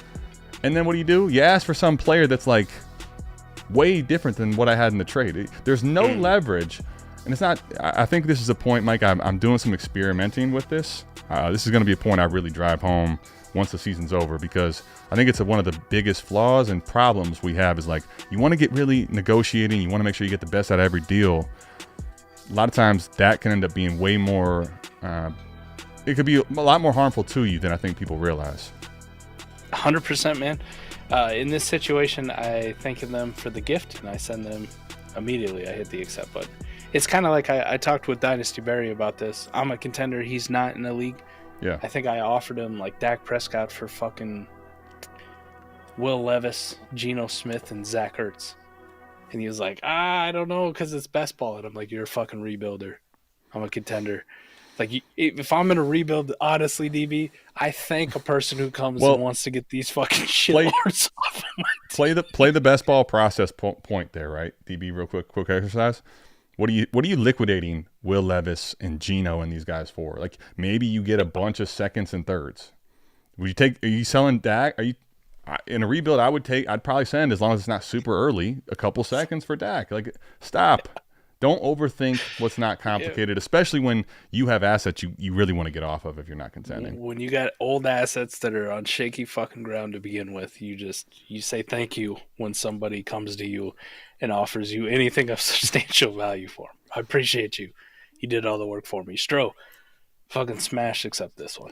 Listen, this $5 well spent. Make sure you get it done and be thankful, man, because already, here's the thing. Even buying him on a contender's forget your little situation. Buying him on a contender, truthfully, at this point, with everything we talk about the tight end position, Mike, nah, I'm good. I am good. So not when you can get Jonnu Smith for a third. So, yeah, I mean, Jonnu Smith, hell, we could even, Tucker Craft. How many tight ends are we going to put up this year? Taysom Hill of last week? Taysom Hill. Folks. Huh. It's not that hard. You can, a lot of times you can just go to the waiver wire and be like, all right, which body is it this week? We're We love you. We'll see you back here next week for the recap show. Make sure you check again and check out the new channel, South Harmon Vibes. It's going to be a good one this Friday. Crazy how far the season's come along, man. But we'll see you back here next week. We're out of here. Peace. This Black Friday. Let's go, baby. Give me heads. Heads never fail, baby. All right, Mike. You get to pick any question. Touchdown for 6 points. Field goal for 3 points. Extra point for 1. And obviously the 2-point conversion for 2. Let's go Christmas NFL. We'll start it off. We'll ease it in. We'll dip our toes into it. Mike knocked out the quick, extra easy, extra point. Fizz, your turn to answer, man. What you going to go with on your turn? We're going to go for 3, baby. You know what I'm saying? We're going for Steph Curry range out here. Matter of fact, Brandon Aubrey range. Which category you want? We're going to go Thanksgiving. You know what I'm saying? That's coming up. Let's go Thanksgiving. Turkey Day. Oh, Fizz. I thought. Come on. Uh-oh. We got the lightning round. Lightning round. Each one of you guys gets 1 minute. Name as many players as you can. Pick your era. 80s, 90s, 2000s. Let's go. Like Jaden Daniels, game on the line. Need that Hail Mary. Go 2000s, baby. I'm from the mean streets of D.C., baby. You know what I'm saying? We going 80s. Huh? McNutted versus Fizzle Dollars. This Black Friday on the new South Harmon Vibes YouTube channel.